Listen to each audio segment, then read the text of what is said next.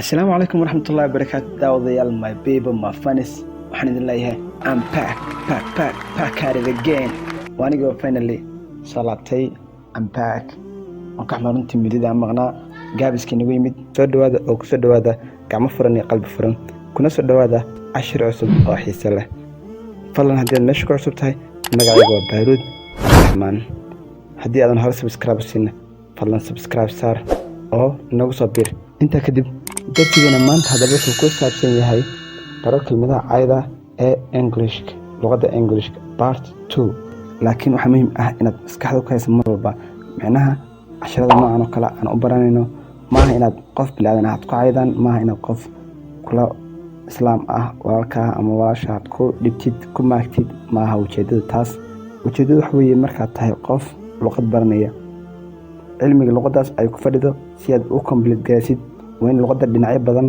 aad ka barataa sidoo kale xadiis ayaa odhanaya qofkii barta qoom kale luqadooda wuxuu ka nabad galaa shirkooda maanta haddii aad tahay qof luqadda Englishka si fiican u yaqaana dhinac walba ka yaqaana adiga qof kuma caayi karayo qof walaalkaayo islaamka ku ag fadhiyaan kula jooga laguma caayi karayo diinteena suuban adoo taagan meesha lama caayi karo marka micnaha uu idin dhacay ayaan jeclahay falan cashirkii hore haddii aan daawan fiidiyogan dhammaadkiisa ayaan soo dhigi doonaa sidoo kale descriptionka xagga hoose waad ka helaysaan ee hore aynu bilaabana cashirkeena let's go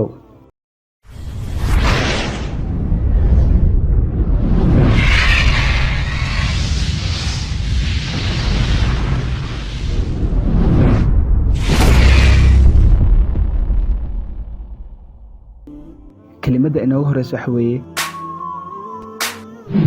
piece of shit kelimada piece of shit laba macno ayaa leedahay macnaha koowaad waxaa loo adeegsadaa humanka macnaha labaad ashyaada ayaa loo adeegsadaa haddaba macnaha koowaad marka humanka loo adeegsanayo waxay ka macno tahay waxaa loo isticmaalaa dadka iyaga wax walba naftooda u leexiya tusaale ahaan afar qof saaxiiba ayaa wax ka wada dhexeeya inay wada qabsadaan qof ka mid ah wuxuu yahay inuu wixii dhan isaga naftiis u leexiyo kuwa kalena uu yiraahdo I don't care waxba igama gelin marka hore nafteeda ka habaysto iyaga wax u soo haraan ama aysan u soo harin marka waa qof isaga wax walba naftiisa u leexinaya nafsi dhahaya haddaba wax dadka ay kala dhaxayaan marka qofkaas waxa la yiraahdaa you are piece of shit haddaba qaabka labaad ee loo isticmaalo waa inaad u adeegsato ashyaa haddaba inuu tusaale u keeno sida ashyaa loogu adeegsanayo saaxiibka oo gaari leh ayaad ku tiri your car is a piece of shit and you know the reason man gaariga waa useless sababtan waa taqaanaaniyo marka ashyaada kelmadda loo isticmaalay micnaheedu waxa weeye shaygaas waa useless your car is a piece of shit and you know the reason man fadlan kelmadahan ha u isticmaalin si khaldan oo qof walaalka ama kula islaam ah ha ku dhibin never kaliya u fahan just educational parable kelmadda waa kelmaddan horta in badan baad maqasheen ayadoo dadka isku caayeen waa kelmad common ah dadka intooda badan ay isku caayeen ama ay isku dhahaan hell yeah why not Tanzania waa kelmad common ah dadka intooda badan ay isku caayeen dhinac normal ama caado in laga dhigto isticmaalada mar walba in la isticmaalo waxay ku badan tahay black American Englishka ayaa aad looga dhex isticmaalaa especially dadka madowga ee black Americanka ayaa aad u isticmaala oo haddaad filmaanta daawanaysid ma filmaanta wixii American movies aad daawanaysid waad ku arkaysaa dabcan kelmaddaas waxa weeye motherfucker oo micnaheedu tahay hooyadii wase oona ognahay horta hooyo caay ma mudna qofka biniaadamka ee miirkiisa maankiisa qaba wuu ogyahay in hooyo marnaba aysan caay iyo hadal xun iyo hadal qolo ah aysan naga mudnayn taas qof walba wuu ogyahay nacasna loo sheegi maayo haddaba kelmadahan caayda ee luqadda Englishka hore waan isku soo sheegnay kaliya waxaanu baranaa waa educational purpose kelmaddan motherfucker laba qaab ayaa loogu dhawaaqaa qaab waa qaabkan caadiga motherfucker qaabka labaadna waxa weeye mofo kelmaddan mofo waxay u taagan tahay mooda waxay u taagan tahay mother foodan waxay u taagan tahay fucker marka isku qabo mofo sidoo kale kelmadda motherfucker waxay leedahay micno kale oo ah qofka aan fiicnayn baa lahaa oo aan samaha ka shaqayn kelmadda waxa weeye jackass jackass. Jackass! Shut the hell up. Kelmaddan jackass micnaheedu waxa weeye qofka nacasnacaska ah ayaa la dhahaa jackass. Sida nacasnacaska dabaaldabaalka u dhaqmaa ayaa la dhahaa jackass. Fadlan kelmadahan ha u isticmaalin si khaldan oo qof walaalka ama kula islaam ah ha ku dhibin. Never. Kaliya u fahan just educational parable. Kelmadda waxa weeye asshole. Asshole. My bad. Everybody all right? Using that show.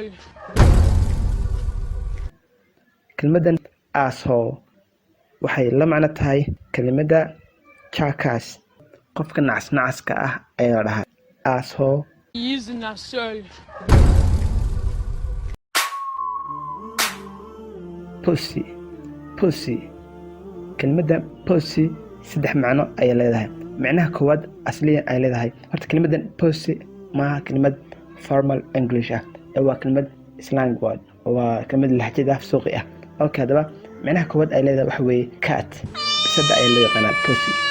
Sidoo kale waxaa dhacda in sometimes la israaciyo pussy cat la dhaho pussy cat. Wow, that pussy cat is so beautiful. Haddaba macnaha labaad waxaa loo isticmaalaa xubinta taranka ee dumarka. Waxay la macno tahay kelmadda vagina. Okay, haddaba macnaha saddexaad ee ay leedahay waxa weeye fulay. Qofka fulayga ayaa lagu dhahaa pussy. Tusaale ahaan saaxiibka baad ku tiri saaxiib in mari halkaa igala soo laabo meel hebla wax ka soo iibinaynaa. Isuu saaxiibka kugu jawaabay iyo walahi wadada way xuntaa la habeenkii lama maran iyo abtuwan ka baqayaa tuugi balaya leedahay. Sad ku leedahay. Okay, I know who you are. You are pussy man. Waan ogahay qofka tahay waxaad tahay fulayniyo. Okay, I know who you are. You are pussy man. You're a pussy. Fadlan kelmadahan ha u isticmaalin si khaldan oo qof walaalka ama kula islaam ah ha ku dhibin. Never. Kaliya u fahan just educational parable. Markan waa jumlad ka mid ah jumladaha la isku caayo ee la isku maago la isku aflagaadeeyo. Marka jumladu waxay oranaysaa stay back because you smell like shit. You smell like shit. oo micnaheedu ay tahay stay back dib u joog sababtoo ah waxaad u urtaa sida xaarka kale ama sida saxarada kale. Stay back because you smell like shit. You smell like shit. No, I don't. Oh yes you do, and you know it. halkaas ayuu inagu egyahay insha Allah wuuna ina sii socon doonaan oo kelmadahan swear wordska aad bay farbadan yihiin. Marka anigana waxaan idin soo diyaarin doonaa oo aan idin soo gelin doonaa channelka kuwa daily use-ka ah ee maalin kasta la isticmaalo. Maalin kasta dadka isku maagan ama isku canaantaan si aad u fahantaan waxa maanta la isticmaalayo, laakiin maaha inaad waqti kulmisaan wax beri hore qadiimi ahaan jiray la isticmaali jiray. muhiimadda waxa weeye waa what's going on now. fadlan haddii channelkaas ku cusub tahay oo weli aadan subscribe saarin fadlan subscribe saar oo dambalada furo si cashir walba markaan soo dhigo aad u noqotid daawadaha ugu horeeya arka daawadana kana faa'iidaysta. ta kale videogan haddii aad ka heshay I like this. This is cute. oo aad ka faa'iiday wax at least even one word xataa ahaato like saar. waa anigoo idin leh السلام عليكم.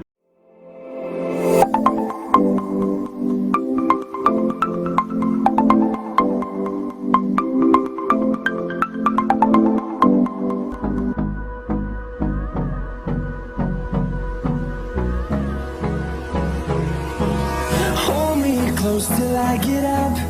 Time is barely on our side.